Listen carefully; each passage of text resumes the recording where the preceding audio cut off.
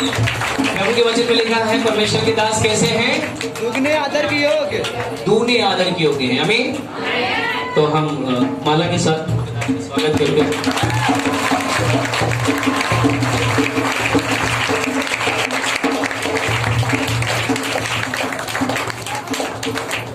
Hallelujah.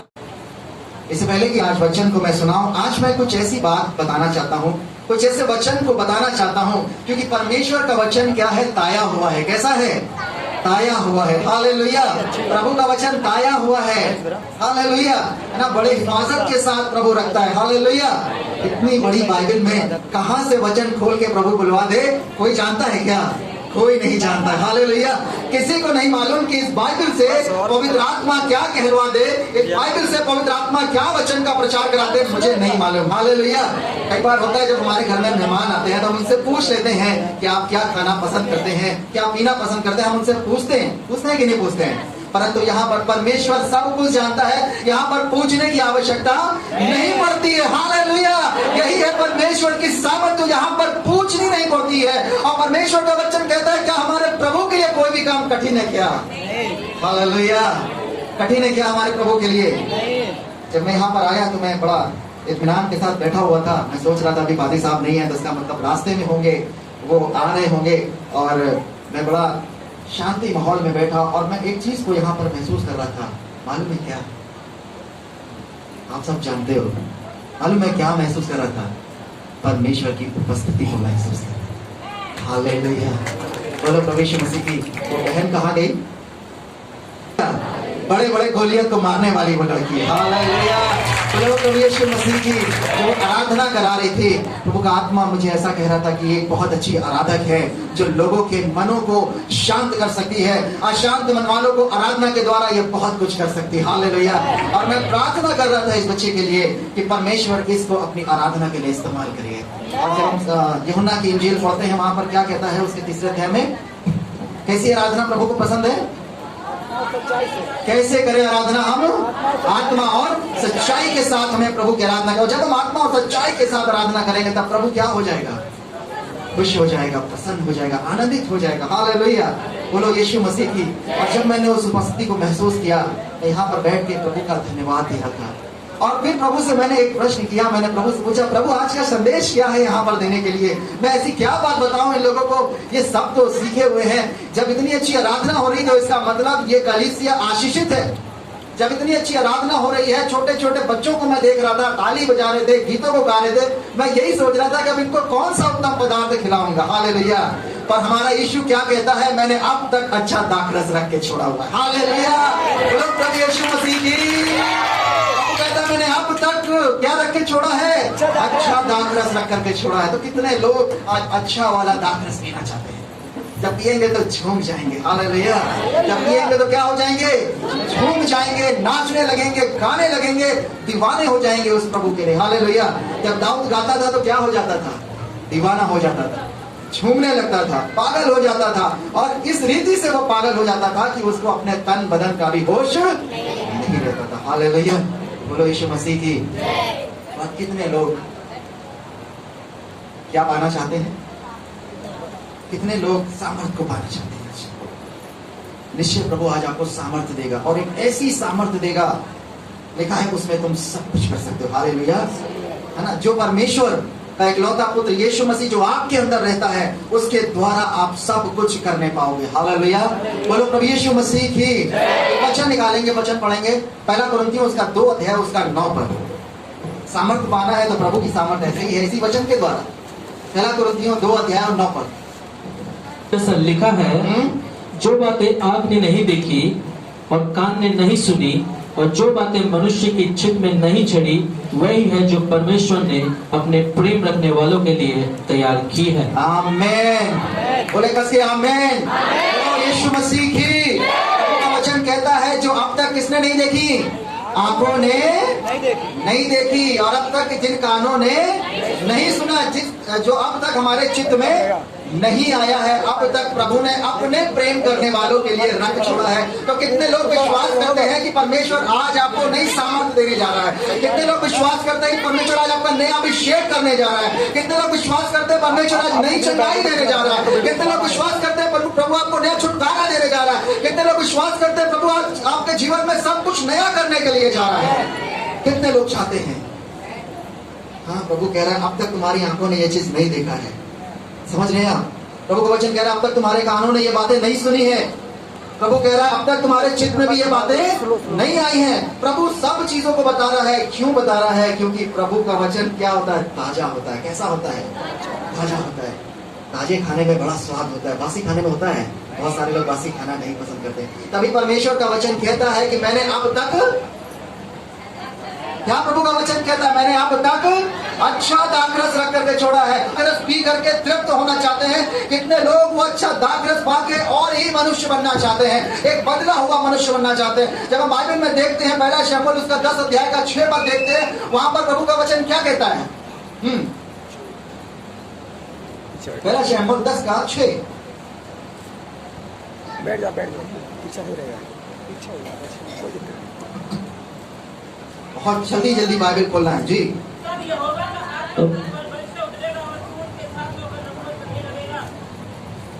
तब यहोवा का आत्मा तुझ पर बल से उतरेगा और तू उनके साथ होकर नबूवत करने लगेगा और तू परिवर्तित होकर और ही मनुष्य हो जाएगा। Hallelujah, hallelujah. प्रभु का वचन क्या कहता है? किसका आत्मा उतरेगा आपके ऊपर? लिखा है तब यहोवा का आत्मा आपके ऊपर कैसे उतरेगा?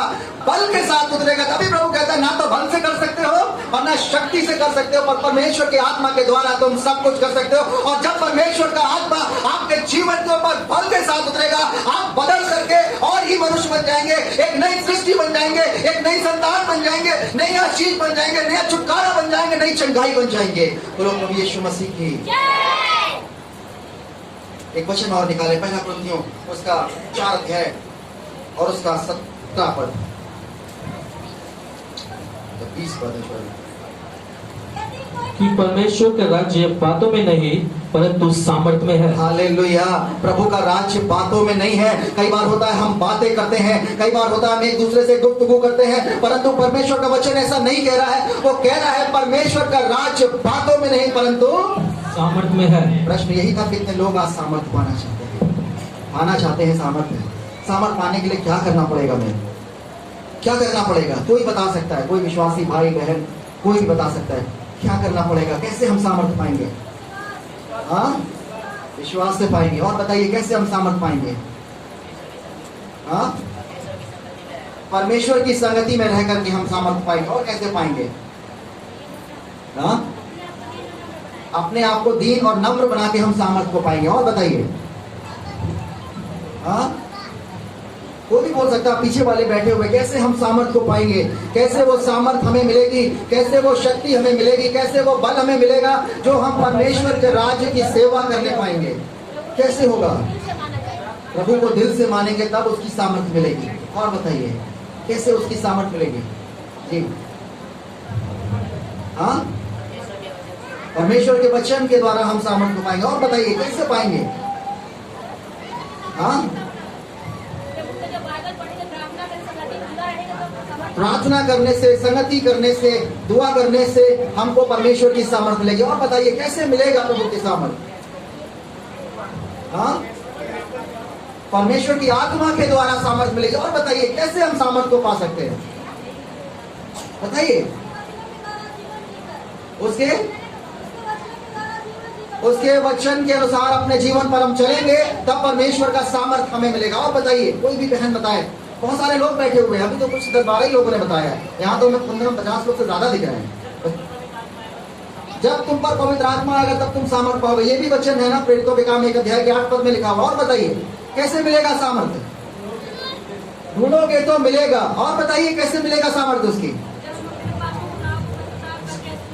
जब हम पश्चाताप करेंगे अपने जीवन में गुनाहों को, पापों को, तब हम उसका सामर्थ पाएंगे। और बताइए कैसे उसका सामर्थ मिलेगा? बताओ बच्चों, बताओ जल्दी जल्दी बताओ, कैसे सामर्थ पाना है नहीं पाना है? गिफ्ट चाहिए या नहीं चाहिए? हाँ, प्रभु कह रहा है मैंने आप तक अच्छा दाखरस रख करके छोड़ा है। कितने लोग वो अच्छा दाखरस पाना चाहते हैं? कितने लोग उस अच्छे दाखरस को लेकर के बड़े बड़े काम करना चाहते हैं? जब हम पढ़ते हैं यूहन्ना की इंजील उसका 14 अध्याय उसका 12 पद में लिखा है, मैं तुमसे कैसे कहता हूँ? प्रभु का वचन कहता है मैं तुमसे कैसे कहता हूँ, मैं कहता हूँ मैं तुमसे सच सच कहता हूँ। वो 2 बार वो प्रॉमिस कर रहा है, 2 बार वो वाचा कर रहा है हम लोगों को ना, 2 बार अपने वचन को पूरा करने के लिए कह रहा है मैं तुमसे सच सच कहता हूँ, जो काम मैं करता हूँ, मैं लाजर को जिलाता हूँ, पौड़ियों को शुद्ध करता हूँ और तमाम तरह के रोगियों को चंगा करता हूँ, मिट्टी वालों को ठीक करता हूँ, जो काम मैं करता हूँ वो तुम भी करोगे, वरन मुझसे भी बड़े बड़े काम करोगे। कौन सामर्थ पाना चाहता है? मैं पूछ रहा हूँ, आप बता ही नहीं रहे। सामर्थ ऐसे ही मिल जाएगा, चंगाई ऐसे ही मिल जाएगी, छुटकारा ऐसे ही मिल जाएगा। बताइए कैसे सामर्थ मिलेगा? बोलिए, जल्दी बोलिए, मैं पूछना चाह रहा हूँ। आपके दिल की आवाज जब तक प्रभु का वचन कहता है, दूसरा इतिहास जब हम पढ़ते हैं, शायद उसके 12वें अध्याय में हम श्योर नहीं है, परंतु प्रभु का वचन वहां पे कहता है अब से इस स्थान में जो प्रार्थनाएं की जाएंगी उसकी ओर मेरे कान लगे रहेंगे। कौन कह रहा है ये बात? लिखा है सेनाओं के यहोवा की यही वाणी है। हालेलुया, बोलो प्रभु यीशु मसीह की। और जब परमेश्वर यहोवा की ये वाणी है, उसके कान यहाँ पर लगे हैं। कौन बोलना चाहता है, कौन सामर्थ पाना चाहता है, वो आज कम से कम बोले तो तभी तो प्रभु सामर्थ देगा। जब अपने बाप से मांगेंगे तभी तो वो हमें देगा। हालेलुया। जब हमने पास्टर जी को बताया कि मैं दिल्ली शहर में हूँ, तभी तो उन्होंने हमको अपनी कलीसिया में इनवाइट किया। हालेलुया। हमें क्या करना पड़ेगा? हमें बोलना पड़ेगा, हमें मांगना पड़ेगा, हमें कहना पड़ेगा। आपने जितने लोगों ने भी जितने उत्तर दिए थे वो सारे उत्तर सही थे, उसमें एक भी उत्तर गलत नहीं था। परंतु जब तक हम अपने दिलों को नहीं खोलेंगे, जब तक अपने दिल की आवाज बाहर नहीं निकालेंगे, मिल सकता है। मार्था तब यीशु मसीह के पास आती है, और आपको मालूम है मरिया और मार्था का एक भाई था, उसका क्या नाम था? लाजर था। और क्या कहती है यीशु के पास आकर कि प्रभु अगर तू यहाँ पर होता तो मेरा भाई कदापि ना मरता। ऐसा लिखा हुआ प्रभु के वचन में कि अगर तू यहाँ पर होता तो मेरा भाई। आपको मालूम है अगर प्रभु यहाँ पर नहीं होगा तो कुछ भी नहीं हो सकता। एक भजनकार एक गीत लिखता है, वो कहता है बिन तेरे मैं कुछ भी नहीं, आगे यहोवा मुझे तेरी जरूरत है। हालेलुया, बोलो प्रभु यीशु मसीह की। सच में हम उस प्रभु के बिना कुछ नहीं। अगर मैं यहाँ पर खड़ा हूँ तो उसकी सामर्थ से, उसके बल से, उसके शक्ति के द्वारा मैं खड़ा हूँ, और मैं उस परमेश्वर का प्रचार कर रहा हूँ जो कहता है पवित्र बनो क्योंकि मैं भी पवित्र हूँ। तभी आप सामर्थ्य काम करने पाएंगे। मेन बात आप नहीं बता पा रहे थे, जब तक हम पवित्र नहीं बनेंगे, जब तक हमारा जीवन शुद्ध नहीं होगा, जब तक हमारी दृष्टि साफ नहीं होगी, जब तक हम किसी बहन को अपनी बहन नहीं समझेंगे, किसी भाई को अपना भाई नहीं समझेंगे, किसी माँ को अपनी माँ नहीं समझेंगे, किसी बच्चे को अपना बच्चा नहीं समझेंगे, तब तक हम वो सामर्थ्य नहीं पा सकते हैं। हालेलुया, बोलो प्रभु यीशु मसीह की, बोलो यीशु महाराज की। और यहाँ पर प्रभु अपने वचन में क्या कह रहा है, वो क्या बताना चाहता है? क्योंकि परमेश्वर का राज्य, एक जगह पे मत्ती की इंजील में ऐसा लिखा हुआ, उसके 6वें अध्याय में क्या कहता है? सबसे पहले उसके राज्य और उसके धर्म की खोज करो तो जगत की सब वस्तुएं तुम्हें मिल जाएंगी। हालेलुया। और यहाँ पर कह रहा है इससे पहले तुम उसके राज्य और उसके धर्म की खोज करो। प्रभु का वचन कह रहा है परमेश्वर का राज्य बातों में नहीं परंतु सामर्थ में। मेरे प्रियो, मैं आपको बताना चाहता हूँ, अगर उसकी सामर्थ को पाना है तो हर एक दिन आपको महिमा में प्रवेश करते जाना है। प्रतिदिन आपको जो है एक आत्मिक जीवन व्यतीत करना है। प्रतिदिन आपको आत्मा की बातों को मानना है। प्रतिदिन आपको वचन के अनुसार अपने जीवन को लेकर के चलना है, तभी उसका सामर्थ आप प्राप्त कर पाओगे। बोलो प्रभु यीशु मसीह की। आप ये मत सोचना कि हम मूवी देखा है, आप ये मत सोचना कि हम पार्क घूम के आ जाएं, आप ये मत सोचना कि हम वहां एंजॉय करके आके हम प्रभु की उपस्थिति में बैठ जाएं। बाइबल ऐसा नहीं बताती है। जब हम पुराने नियम का इतिहास देखते हैं, हम सच कह रहे हैं कि जब तक हम पुराना नियम नहीं जानेंगे तब तक हम परिस्थितियों को नहीं जान पाएंगे। जब पुराना नियम हम पढ़ते हैं तो लोगों के जीवन के बारे में जीवन परिचय पढ़ते हैं कि परमेश्वर किस किस दशा में उनके जीवन में कैसे काम किया। बोलो यीशु मसीह की। जब हम पुराना नियम पढ़ते हैं, प्रभु का वचन हमें सिखाता है। हालेलुया। और मालूम है, जब हम आत्मा से भरते हैं, जब हम आत्मा में प्रवेश करते हैं, जब हम अपने महिमा के शरीर में प्रवेश करते हैं, तो मानो परमेश्वर मेरे और आपके जीवन से कार्य करना शुरू करता है। तब हमें बाइबल की आवश्यकता नहीं पड़ती है, तब मुझ में होकर के वो परमेश्वर बातें करता है। हालेलुया। बोलो प्रभु यीशु मसीह की। प्रभु कह रहा है जो बात तुम्हारी आंखों में नहीं आई, नहीं दिखाई दी, जो तुम्हारे कान ने नहीं सुना, जो तुम्हारे चित्त में भी नहीं आया, परमेश्वर ने उन बातों को आज भी अपने प्रेम करने वालों के लिए रख छोड़ा है। हालेलुया। आप सब बैरी हैं क्या यीशु मसीह के? हाँ, पीछे वाले बैरी है यीशु मसीह के क्या?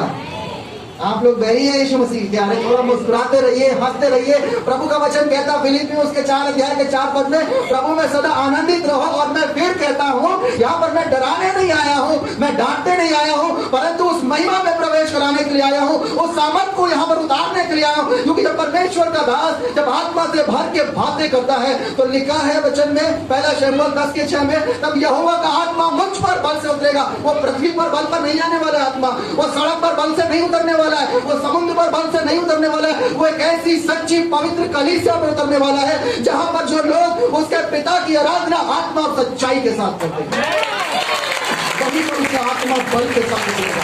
मेरे और आपके जीवन के द्वारा आपको मालूम है, यीशु मसीह के पास भी कोई दूसरा रास्ता नहीं है अपना राज्य फैलाने का। क्या यीशु शैतान को इस्तेमाल करेगा? यीशु के पास भी एक और आखिरी मौका है, यीशु के पास भी एक अंतिम योजना है और कोई दूसरी योजना नहीं है। वो अपना राज्य कैसे फैलाएगा? जब हम प्रार्थना करते हैं, पिता तू जो स्वर्ग में है, तेरा नाम पवित्र माना जाए और तेरा राज्य है। मेरे प्रियो, उसका राज्य ऐसे नहीं आने वाला है। जब हम घुटने में आके आंसू बहा के जब हम उसके राज्य के लिए प्रार्थना करेंगे, तब यहोवा का आत्मा आपके जीवन के ऊपर से बल के साथ उतरने वाला है। बोलो प्रभु यीशु मसीह के। परमेश्वर अपने वचन में कहता है, तब यहोवा का आत्मा मुझ पर बल से उतरेगा। मेरे प्रियो, ऐसे नहीं उतरने वाला है। वो हवा में बात करने वाला परमेश्वर नहीं है, परंतु हवा और आंधी और तूफान को रोकने वाला परमेश्वर है। परंतु अपने लोगों को नहीं रोक सकता है। उसने कहा, तू कहां तक गवाह ठहरेगा? प्रेरितों के काम उसका 108 पढ़ देंगे। प्रभु ने कहा, तू कहां तक गवाह ठहरेगा? हवा तो यहाँ आसपास मेरे घूम रही है, परंतु कह रहा है, तू यहाँ से चाहेगा तो यरूशलेम की हवा को भी रोक सकता है, तू यहाँ से चाहेगा तो रशिया की हवा को भी रोक सकता है। बाइबल में 2 लोगों ने परमेश्वर की परीक्षा करी। एक तो गिदोन ने प्रभु की परीक्षा करी। उसने 2 बार बोला कि प्रभु यहाँ पर तू क्या गिरा दे? ओस गिरा दे। फिर उसको विश्वास नहीं, उसने कहा प्रभु अब तू दूसरी जगह पर ओस गिरा दे। और एक जिक्र और प्रभु का करता है। एक व्यक्ति और होता है जो किसको रोक देता है? एक बार में किसको रोक देता है? पुराने नियम में एक व्यक्ति और है जो किसको रोक देता है? नहीं, सूर्य को रोक देता है। वो खड़े होकर के बोलता है, प्रार्थना करता है और सूरज क्या हो जाता है? रुक जाता है। ये है वो जीवित बातें जो परमेश्वर अपने लोगों के बीच में सामने सामने करता है, आमने सामने बातें करता है। हमें मालूम है वर्षा भी रोकी गई, प्रार्थना की गई, 3.5 साल रुकी, 40 साल रुकी, वो एक अलग बात है। पर ये 2 लोग ऐसे थे जिन्होंने परमेश्वर की परीक्षा करी थी। ये परीक्षा का उदाहरण है। हालेलुया, बोलो यीशु मसीह की। प्रभु की सामर्थ पाना आसान समझते हैं, ये कोई गुड्डा का खेल नहीं है। पतरस के जीवन को देखा ना आपने?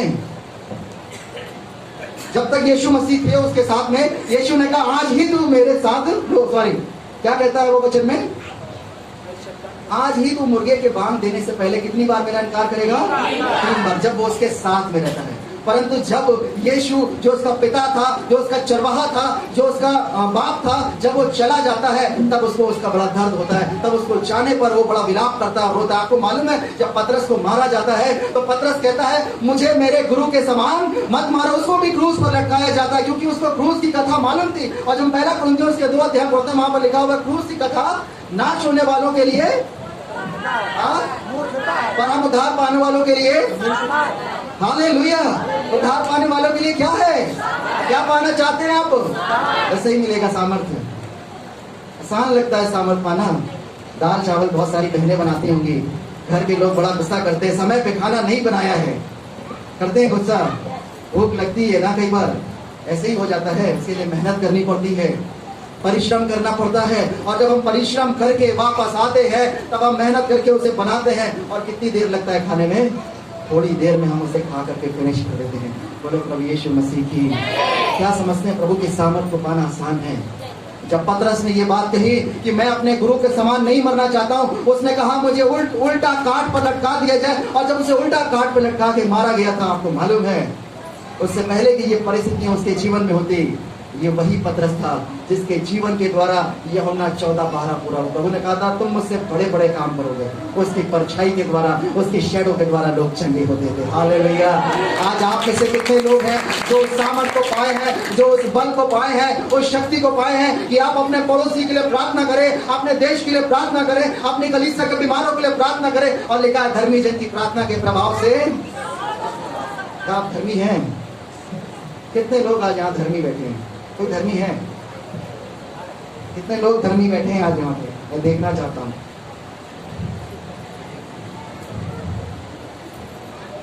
कितने लोग धर्मी हैं आज यहाँ पे? कोई भी नहीं,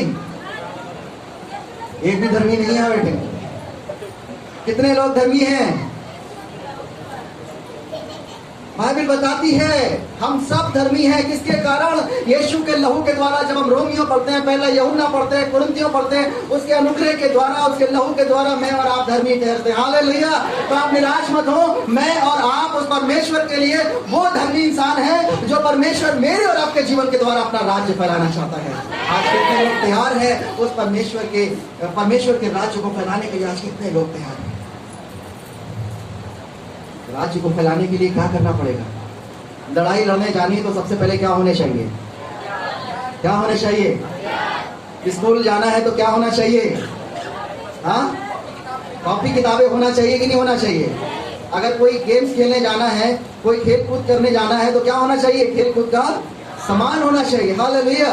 अगर हमें बाहर जाना है कहीं पर तो हमें वो सारी चीजें क्या होना चाहिए? होना चाहिए, तभी हम कुछ कामों को कर सकते हैं। खुदा के लोगों, परमेश्वर का कार्य हम ऐसे नहीं कर सकते हैं। आज बहुत सारे लोग सोचते हैं बड़ा टेक्नोलॉजी का इस्तेमाल करते हैं ना। बुद्धि प्रभु ने बहुत दी है ना। बड़ी बुद्धि है आज हमारे पास, बड़ा ज्ञान है हमारे पास, बड़ी शक्ति है हमारे पास। प्रभु कहता है मैं ज्ञानवानों को क्या करता हूँ? क्या कहता है प्रभु? लज्जित करता है प्रभु ज्ञानवानों को। और जितने भी जो मूर्ख लोग हैं उनको क्या करता है? निर्बुद्धियों को क्या करता है प्रभु? बलवान बनाता है, उनको उठा के खड़ा करता है अपने राज्य के लिए और अपनी सेवा के लिए। हालेलुया। बोलो प्रभु यीशु मसीह की। आज कितने लोग इस बात पर विश्वास करते हैं कि परमेश्वर का राज्य बातों में नहीं परंतु उसकी सामर्थ्य कहाँ है? उसके वचन में है। जब उसका वचन पढ़ेंगे, जहाँ पर शमूएल 10:6 में लिखा, जहाँ पर पहला कुरिन्थियों 4:20 में लिखा, जहाँ प्रेरितों के काम 1:8 में लिखा, जब हम यीशु मसीह का जीवन परिचय पढ़ते हैं वहां पर लिखा है यीशु मसीह के ऊपर सामर्थ और बल के द्वारा वो नगर नगर और गांव गांव के लोगों को क्या करता रहा? फिरता गया, चंगा करता गया और बड़े बड़े काम करता गया। हालेलुया। आज हम में से कितने लोग इस काम को करना चाहते हैं? आज हम में से कितने लोग अपने जीवन को उस सामर्थ के द्वारा परमेश्वर के राज्य को फैलाना चाहते हैं? खुदा के लोग अगर आज करना चाहते हो तो आज फैसला लेना पड़ेगा। आज अपने जीवन में एक निर्णय लेना पड़ेगा। अगर आपको कुछ पाना है, अगर आपको कोई चीज प्राप्त करनी है, तो जब तक आप अपने जीवन में निर्णय नहीं लोगे तब तक आपके जीवन में कुछ भी नहीं होने वाला है। बोलो यीशु मसीह की। बोलो प्रभु यीशु मसीह की। एक बात मैं आपको बताना चाहता हूँ, इन छोटे बच्चों को जो देख रहे हैं ना, ये कौन है? ये कौन है? ये छोटे बच्चे कौन है? ये कौन है? अरे बोले भाई आप लोग, कौन है ये?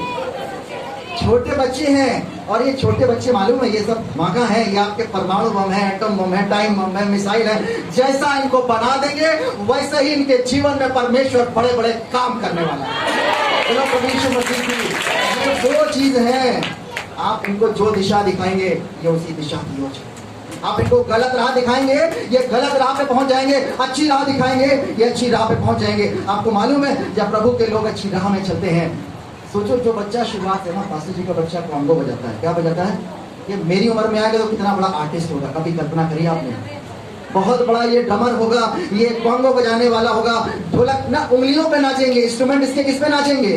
उंगलियों पे नाचेंगे, इशारों पे नाचेंगे। लोग बुलाएंगे इसको महिमा करने के लिए, क्योंकि बचपन से क्या बीज बोया जा रहा है? प्रभु के राज्य का एक बड़ा बीज बोया जा रहा है। और वो बीज का नाम क्या है? उसको परमेश्वर की महिमा के लिए एक यंत्र दे दिया गया, ताकि उसके द्वारा से वो प्रभु की क्या करे।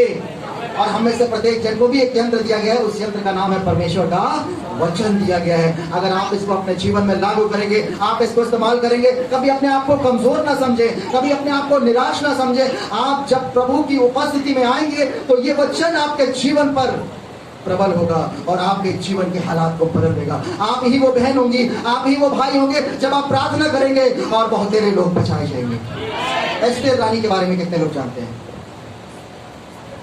थोड़ा सा कुछ एस्तेर रानी का चित्र के बारे में पढ़ेंगे। एस्तेर रानी एक ऐसी रानी थी जो, वो रानी नहीं थी पहले तो, एस्तेर नाम था। क्या था उसका? ऐसे इस कलीसिया में भी कुछ बच्चे हो सकते हैं एस्तेर के समान। क्या हो सकता? क्या नाम है बेटा?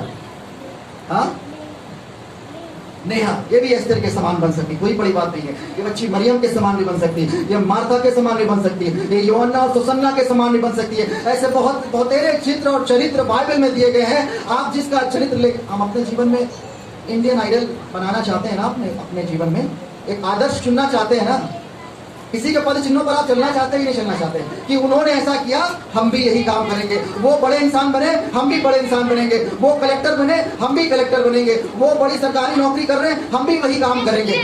ऐसा होता है ना मन में, ऐसी इच्छाएं मन में आती ना। उन्होंने 4 माले का मकान बनवाया, हम 8 माले का मकान बनवाएंगे। उन्होंने 4 बीघा खरीदा, हम 40 बीघा खरीदेंगे। ऐसी मन में हमारी इच्छाएं आती। ये गलत नहीं, ये सच बात है। और ये सारी चीजें जब होंगी, ये सारे काम जब आपके जीवन में होंगे, ये सारी परिस्थितियां जब आपके जीवन में होंगी, जब आप अपने जीवन में सबसे पहला स्थान अपने परमेश्वर, सबसे पहली आज्ञा क्या है? प्रभु क्या करता है? तू मुझे छोड़ संसार को सबसे पहला स्थान देना। क्या कहता है प्रभु? तो मुझे छोड़ दूसरे को ईश्वर करके ना मानना। कितनी बड़ी आज्ञा परमेश्वर मुझे और आपको देते हैं। और जब हम किसी और को मानने लगते हैं, जब हम किसी और को अपनाने लगते हैं, तो शायद परमेश्वर का स्थान हम क्या करते हैं? दिन प्रतिदिन खोने लगते हैं। हालेलुया। आपको मालूम है, जब परमेश्वर ने आदम और हवा को बनाया तो कौन आता था पहला स्थान उनके जीवन में? सबसे पहले कौन आता था उनके पास? परमेश्वर उनके पास आता। तब वो अपने जीवन की शुरुआत करते थे, बदन की वाटिका में सारे काम करते थे। हालेलुया। और आज परमेश्वर मेरे और आपके जीवन से चाहता है कि मैं और आप अपने जीवन को में परमेश्वर को पहला स्थान दें, ताकि वो पहला स्थान मेरे और आपके जीवन के लिए आशीष का कारण बन जाए। हालेलुया। आज कितने लोग सामर्थ पाना चाहते हैं? फिर से हम हाथ उठाएंगे। पाना चाहते हैं, अभी कुछ और सिखाएंगे। एस्तर रानी के बारे में बात कर रहे थे। किसके बारे में? एस्तर रानी, एक साधारण सी महिला। उसको नहीं मालूम था कि वो राजा शेरश की पटरानी बनने वाली है। क्या बनने वाली है? उसकी रानी बनने वाली है। वो ये जानती भी नहीं थी। आपको मालूम है, एक आ जाओ यहाँ पर, जल्दी से आ जाओ। इसका चित्र भी थोड़ा वैसे ही लग रहा है ना। देखो, इसके फटे पुराने कपड़े लग रहे हैं, है ना। इतनी सुंदर भी नहीं दिख रही है ना, ऐसी सी लग रही है ना। थोड़ा सा महसूस करिए, बहुत अच्छी है मतलब ना, ऐसा महसूस करिए। अभी इस बेटी को नहीं मालूम कि परमेश्वर इस बच्चे के जीवन से क्या क्या काम करने वाला है। कोई नहीं जानता है कि इस बच्चे के जीवन से परमेश्वर की क्या एक बड़ी योजना है। आपको मालूम है, जब परमेश्वर ने यिर्मयाह नबी को चुना था, यहेजकेल को, जब मैं रचने से पहले ही मैंने तुझ पर चित्त लगाया और उत्पन्न होने से पहले ही मैंने तेरा अभिषेक किया। गर्भ में रचने से पहले मैंने तुझ पर क्या लगाया? वचन में क्या सीखा? जो आपने, जो आपके चित्त में भी नहीं आया, जो आपकी आंखों ने भी नहीं देखा, जो आपके कानों ने भी नहीं सुना, परंतु परमेश्वर ने अपने प्रेम करने वालों के लिए कुछ बातों को रख छोड़ा है। और यहाँ पर प्रभु का वचन भी कह रहा है। वो क्या कह रहा है? कि गर्भ में रचने से पहले मैंने तुझ पर चित्त लगाया है। वो परमेश्वर की एक बड़ी योजना है। वो परमेश्वर आपके जीवन से अपनी योजना को पूरा करना चाहता है, क्योंकि आप ही एक अकेली इकलौती योजना है। जैसे उस परमेश्वर ने कहा, क्या कहा? क्योंकि परमेश्वर ने जगत से ऐसा प्रेम रखा कि उसने अपने इकलौते पुत्र को दे दिया, ताकि जो कोई उस पर विश्वास करे वो नाश ना हो परंतु अनंत जीवन पाए। खुदा के लोगों, मैं आपको बताना चाहता हूँ, आप भी वो इकलौते पुत्र और इकलौती पुत्रियां हैं जो प्रभु यीशु मसीह का राज्य फैलाने वाले हैं। प्रभु यीशु मसीह की। और ये एस्तर रानी, जिसको कुछ नहीं मालूम था कि क्या होने वाला है, वो कुछ नहीं जानती थी, परंतु उसका जो चाचा था वो उसने उसका पालन पोषण किया। और आपको मालूम है, उसका चाचा जो था वो राजा शेरश के वहां पर जो है एक बड़ा व्यक्ति था, और वहां पर वो काम करता था। और जब राजा शेर के लिए ढेर सारी रानियां चुनी गई, उस रानियों में एक रानी का और नाम था। उस रानी का क्या नाम था? एस्तर रानी था। हालेलुया। आपको मालूम है, उस एस्तर रानी के जीवन में उसको ये मालूम ही नहीं था कि मेरे जीवन के द्वारा परमेश्वर क्या क्या काम कराने वाला। इससे पहले कि वो रानी बने, इससे पहले कि वो अपना जीवन को लेके आगे बढ़े, ना तो उसके माँ थे जिंदा और ना उसके बाप जिंदा थे, कोई नहीं था। अब इस बच्ची को कौन सिखाने वाला है? इस एस्तर रानी को कौन मार्गदर्शन कराने वाला? इस एस्तर रानी को कौन रास्ता दिखाने वाला है? यीशु ने कहा, मार्ग, सत्य और जीवन। उस एस्तर रानी ने विश्वास किया अपने जीवन में कि कोई तो है जो मुझे यहाँ तक लेकर के आया। आपको मालूम है, परमेश्वर ने उसको उस परिस्थिति में लाके खड़ा कर दिया, क्योंकि वो परमेश्वर है, वो परिस्थितियों का परमेश्वर है। जब वहां पर आया, वो उस परिस्थिति को देख के डर गए, और डरने के बाद किसके पास भाग के आते हैं? वो यीशु के पास आते, कहते हैं, प्रभु हम नाश में जा रहे हैं। यीशु ने कहा, है तू विश्वासी हो, तुम्हारा विश्वास ऐसे ही सामर्थ मिल जाएगा। आपको मालूम है, वो एस्तर रानी जो बड़ी दुख में थी, परेशान में थी, ना तो उसके माँ बाप थे, कोई उसको बताने वाला नहीं था, परंतु परमेश्वर की उसके जीवन से एक बड़ी योजना जुड़ी हुई थी। और ऐसी परिस्थिति में परमेश्वर उसे फोर्स कर रहा था, उसे ढकेल रहा था, उसे आगे ले जाना चाह रहा था कि जब वो आगे जाए तो लोगों के जीवन के लिए आशीष का कारण बन जाए। जब मूसा आगे बढ़ रहा था, उसको सामने समुद्र दिखाई दे रहा होगा। एक बार मूसा सोच रहा होगा कि कैसे ये समुद्र मेरे सामने सटेगा, कैसे ये पानी मेरे सामने सटेगा, परंतु परमेश्वर ने मूसा की लाठी को अपनी लाठी बना लिया और जब उसने लाठी मारी तो पानी दो भाग हो गया और लोग निकल करके चले गए।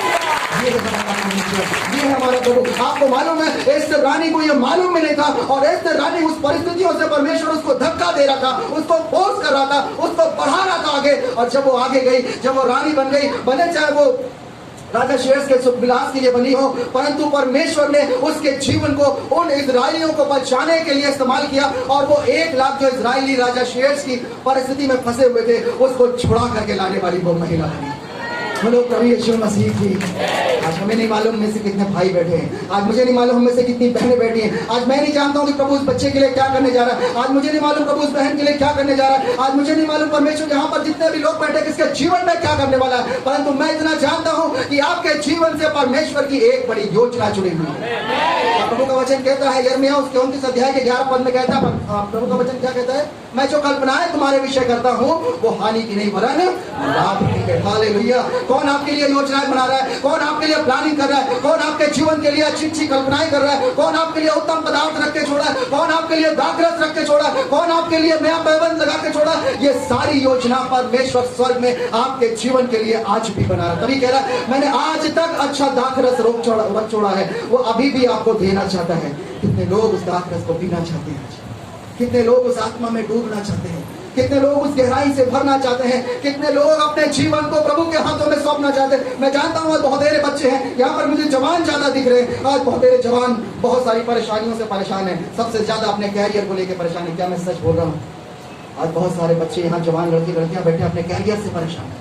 कैरियर बनाने वाला हमारा प्रभु। मैं भी उन परिस्थितियों से जुड़ रहा हूँ, मैं भी उन समस्याओं से लड़ रहा हूँ, मैं भी उस दुख से उस पीड़ा से लड़ रहा हूँ। मैं आपको बताना चाहता हूँ, अपनी थोड़ी दुखित कहानी बता दूँ।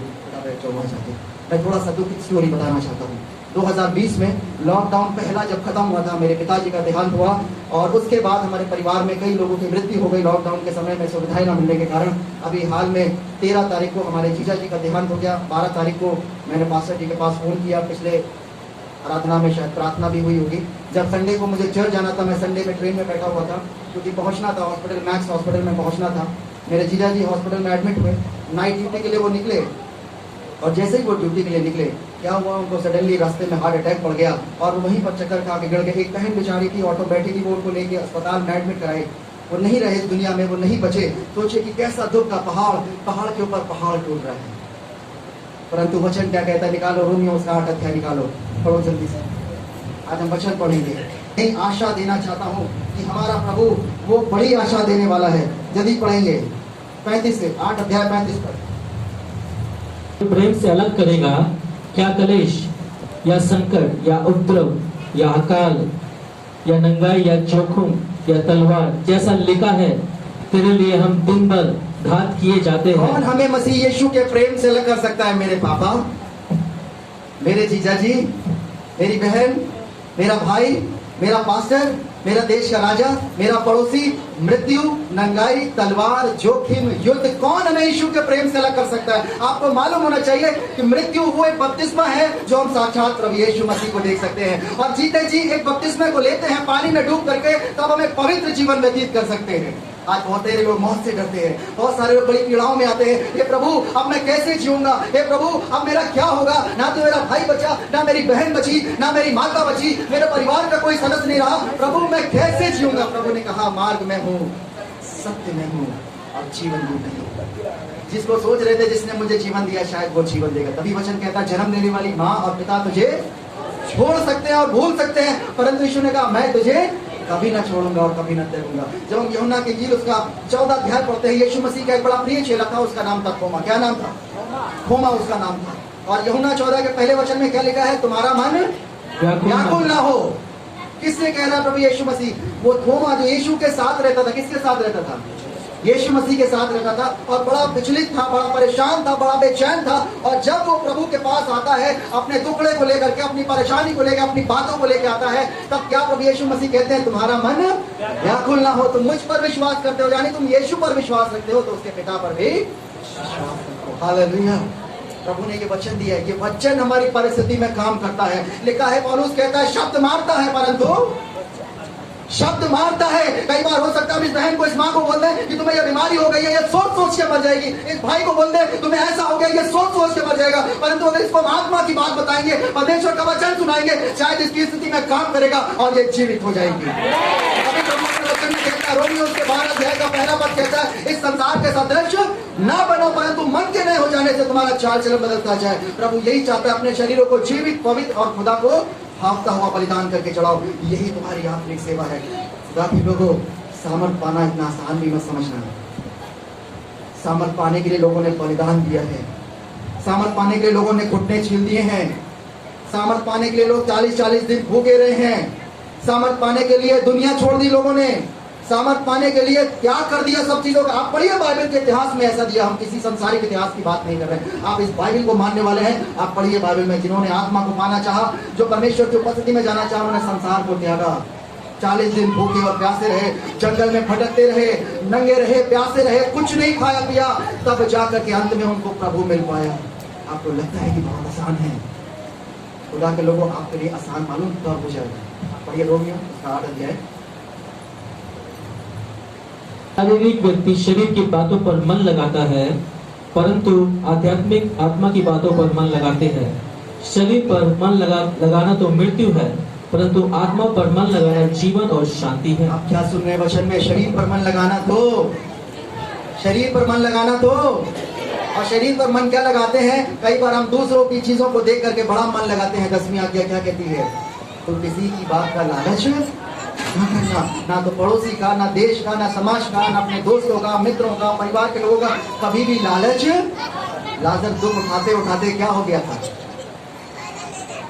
कोई सुख आया उसके जीवन में, वैसे ही वो मर गया। परंतु मरने के बाद उसकी क्या दशा होगी? बाइबल साफ कहती है। कहाँ बैठा वो? ऐसे ही लिखा है वचन में, वो अब्राहम की गोद में जाकर के बैठा। कहाँ बैठा? जब हम शरीर की बातों पर मन लगाएंगे तो हम विनाश की ओर आगे बढ़ेंगे, परंतु जब हम आत्मा की बातों पर मन लगाएंगे, वचन की बातों पर मन लगाएंगे, मेरा और आपका जीवन महिमा से महिमा में प्रवेश होता जाएगा। उसके वचन के द्वारा मेरा और आपका जीवन बदलता जाएगा। हमें एक भूख और प्यास बढ़ जाएगी, वो सामर्थ्य मेरे अंदर बढ़ती जाएगी। आज 1% होगा, कल 2% होगा, परसों 3% होगा। जब आप किताबों को पढ़ना शुरू करेंगे, जब मत्ती, मरकुस, लूका, यूहन्ना, रोमियो, प्रेरितों के काम, कुरिन्थियों, गलातियों, फिलिपियों, कुलुस्सियों की पत्री को पढ़ेंगे, किताबों को पढ़ेंगे, परमेश्वर आपके जीवन में कार्य करना शुरू करेगा और वो सामर्थ आपके जीवन में आना शुरू हो जाएगी। प्रभु परिस्थितियों में बात करना शुरू करेगा, प्रभु हालात में बात करना शुरू करेगा, पवित्र आत्मा आपके ऊपर उतरेगा। वचन कहता है प्रेरितों के काम 1:8 में क्या कहता है? जब पवित्र आत्मा तुम पर आएगा तब तुम क्या पाओगे? सामर्थ पाओगे। एक ऐसी सामर्थ पाओगे, एक ऐसी शक्ति पाओगे जो कोई नहीं दे सकता। आपको मालूम है एक जादूगर का नाम था शमौन। क्या नाम था? पतरस और यूहन्ना हाथ धरते थे और लोगों के ऊपर क्या उतरता था? पवित्र आत्मा उतरता था। उसने सोचा मैं पवित्र आत्मा को आसानी से पालूं। वो पैसे लेकर के आता है और पैसे लेकर के देता है कि कुछ पैसे ले लो, क्या कर दो? ये पवित्र आत्मा, ये हाथ रख के ये देना मुझे सिखा दो।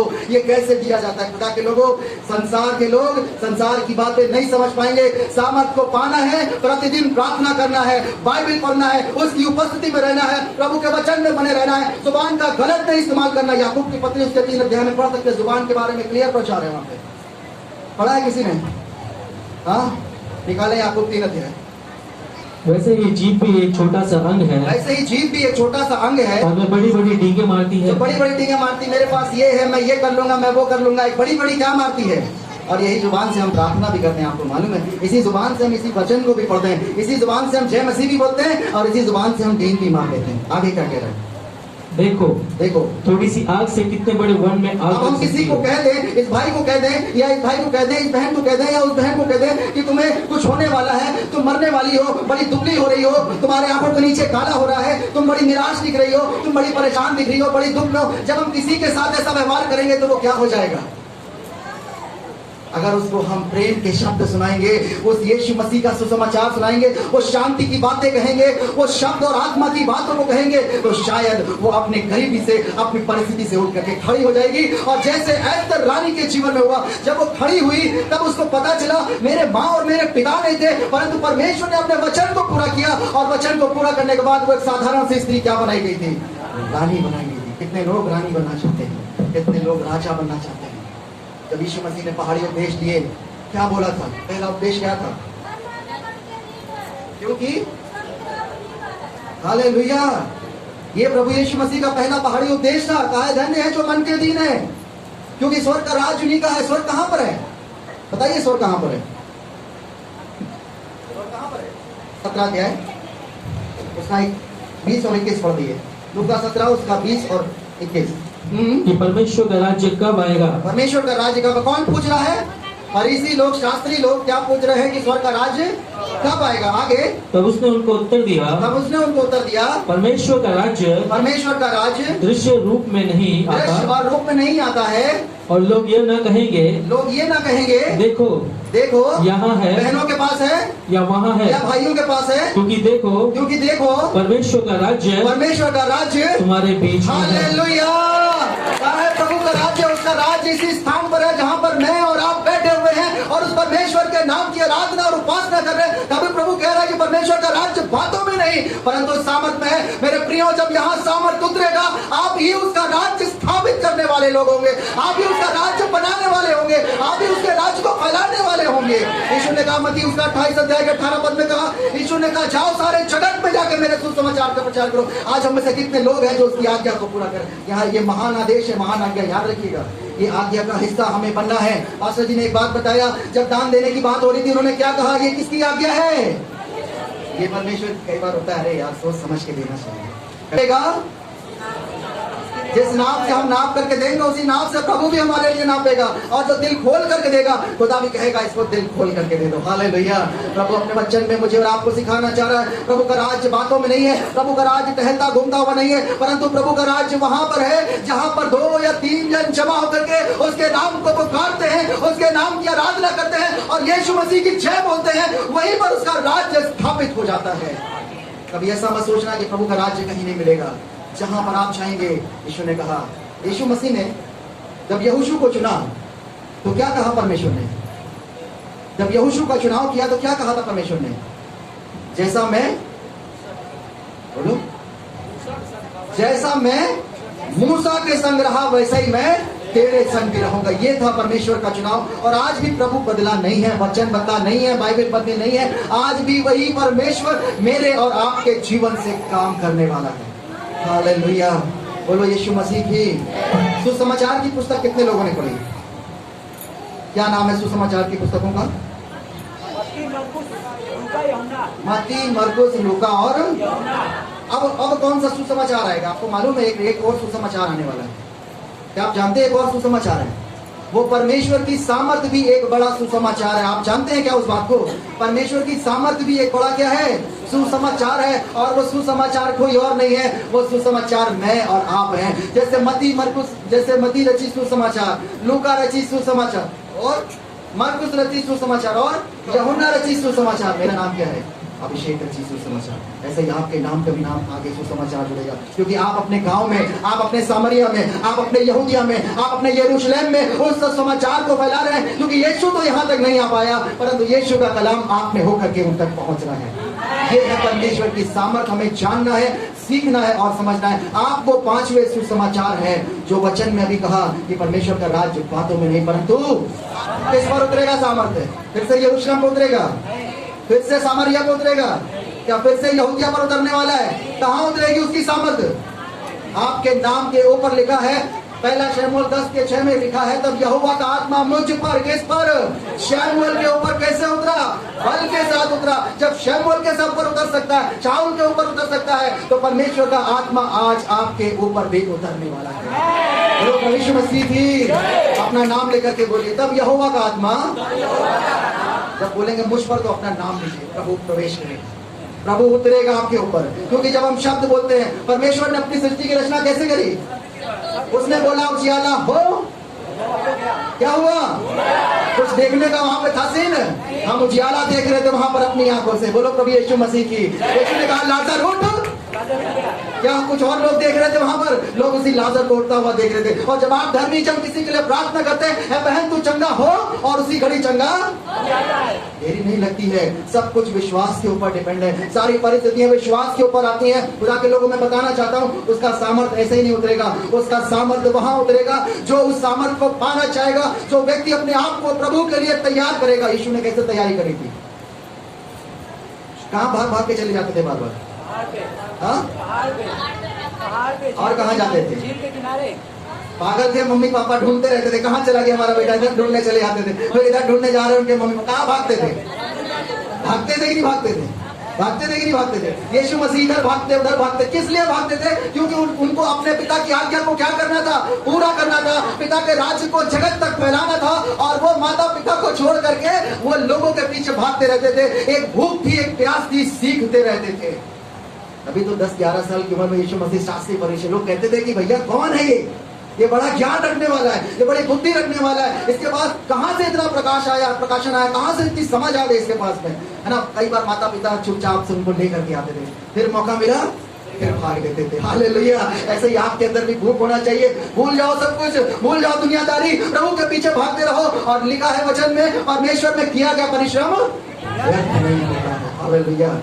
कई बार आपको लगेगा आदि साहब के पीछे चल रहे हैं, यार कुछ नहीं मिला, पास्टर जी दान भी नहीं देते हैं, पास्टर जी भेंट भी नहीं दे रहे हैं, पास्टर जी हमारे लिए कुछ देख भी नहीं रहे, हमारे हालात ऐसे हैं, हमारी चप्पल घिस गई है, एक साइकिल भी पास्टर जी दिला रहे हैं, कुछ मदद नहीं कर रहे हैं। परंतु खुदा के लोगों, एक बात मैं बताना चाहता हूँ, वो परमेश्वर आपके जीवन में बड़े बड़े काम करने वाला है।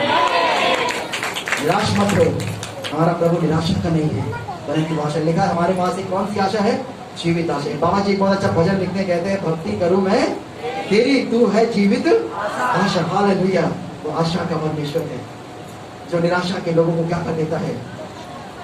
आज मैंने बहुत सारे लोगों को, जब मैं यहाँ बैठा था प्रार्थना कर रहा था, मैं आप में से बहुत सारे लोगों के जीवन को देख रहा था, आप लोगों की परेशानियों को मैं समझ रहा था। आपके दुख मानो मेरे दुख के समान हो गए थे। भले चाहे आपके चेहरे हंसते हुए हो, परंतु दिल टूटा हो गया। भले चाहे आपके चेहरे मुस्कुरा रहे हो, मन में बहुत सारे विचार चले, गांव में माता कैसी होगी, गांव में हमारा परिवार कैसे होगा, उनके पास सामान पहुंचा कि नहीं पहुंचा, अभी तो मकान भी बनवाना है, अभी तो छत डलवानी है, अभी टीन शेड बनवाना है, अभी तो मकान की नींव भी नहीं रखी है, अभी तो मकान खरीदना चाह रहे हैं वो मिला नहीं है, अभी तो बच्चों को पढ़ाना चाह रहे हैं वो भी नहीं हुआ, हम कैसे कर पाएंगे? कैसे कर पाएंगे? एक बात मैं कहना चाहता हूँ, अपना जीवन प्रभु को दे दो, प्रभु सब कुछ कर देगा। अपना जीवन किसको दे दो? प्रभु को दे दो, प्रभु सब कुछ कर देगा। लिखा है आकाश और पृथ्वी, क्या कहता है वचन? आकाश और पृथ्वी टल जाएगा, परंतु उसका वचन और उसकी वाचा कभी नहीं टल सकती। और उसका वचन उसकी वाचा किस पर पूरी होने वाली है? पेड़ पौधों पर, अंजीर के वृक्ष पर, फिर सेब के पेड़ पर, इस पर उसकी वाचा पूरी होने वाली है। मेरे और आपके जीवन में पूरी होने वाली है, जिसको उस परमेश्वर ने अपने स्वरूप और अपनी समानता में बनाया। कितने लोग आज विश्वास करते हैं कि मैं खुदा के रूप में बना हूं? कितने लोग विश्वास करते हैं?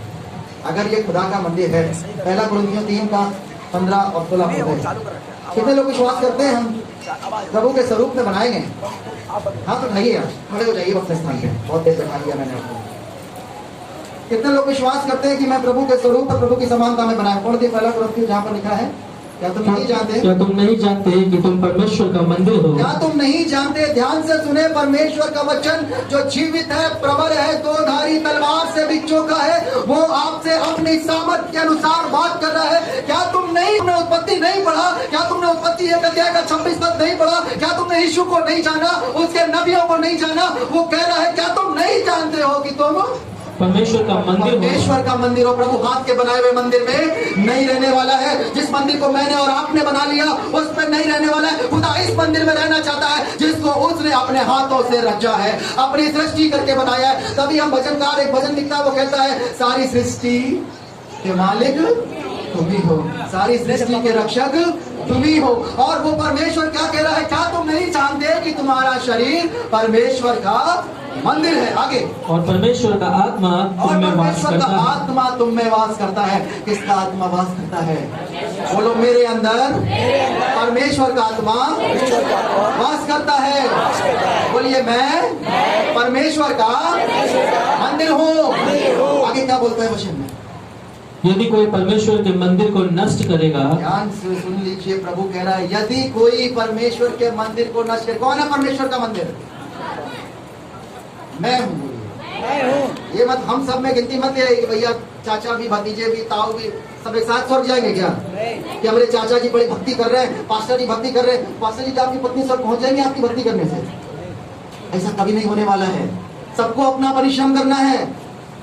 हम भले चाहे एक तन हो, एक कलीसिया हो, एक बपतिस्मा लिया हो, सब कुछ हो, परंतु हम में से इसी कलीसिया के अंदर वो 5 प्रकार के लोग पाए जाते हैं जो परमेश्वर के राज्य के लिए काम करते हैं। वचन कहता है कि जिस कलीसिया में नबूवत करने वाले लोग नहीं है, जिस कलीसिया में शिक्षक नहीं है, जिस कलीसिया में सिखाने वाले नहीं है, जहाँ चरवाहे नहीं है, जहाँ भविष्यवाणी करने वाला है, तीमुथियुस की पत्री में क्योंकि तुम्हारे बुलाने वाला पवित्र है, लिखा है पवित्र बनो क्योंकि मैं भी। यहाँ पर भी वचन में कह रहा है परमेश्वर का मंदिर तुम हो और पहले पवित्र बनो। आगे क्या कह रहा है? और वह तुम हो। हालेलुया। परमेश्वर आज मुझसे और आपसे ये कहना चाह रहा है, मुझसे और आपसे ये बातें करना चाह रहा है कि वो मंदिर जिसमें परमेश्वर अपना सामर्थ उतारना चाहता है, जिसके ऊपर अपना दाखरस उंडेलना चाहता है, जिसके ऊपर अपना अभिषेक का